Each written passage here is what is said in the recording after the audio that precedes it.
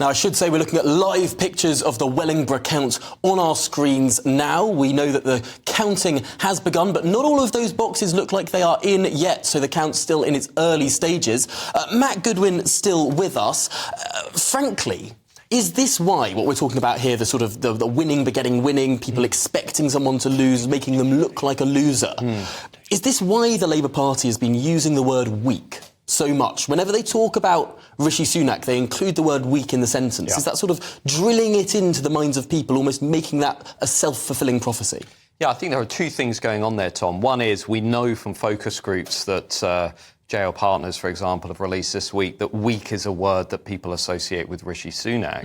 We also know, however, at the same time, that compared to Keir Starmer, Sunak's ratings are weaker, and they've just reached a new low. So he has a leadership problem.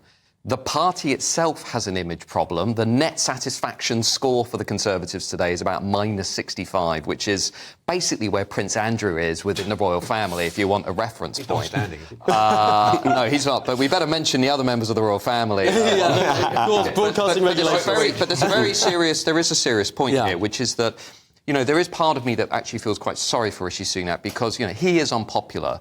Keir Starmer isn't exactly setting the country on fire, by the way, but he's dragging around this party that has soaked up all of the toxicity of Partygate, of Liz Truss, of inflation, now recession. I mean, it's almost an impossible task to turn that kind of he was golden boy. He was the most popular politician in the country at one point. When he was giving away £400 billion. I mean, you know, if I was giving away £400 billion, I'd be the most popular professor in the country. I mean, come on, let's get serious. Yeah. But it's your prognosis that it's the Conservative Party's brand that's dragged Rishi Sunak. The brand is completely bust. I mean, the brand is completely toxic. But let's not forget, Rishi Sunak took decisions of his own, Tom. You were in Manchester at the party conference. He took the decision to talk about banning smoking and reforming A-levels when the country wanted to talk about the cost of living crisis and stopping the small boats.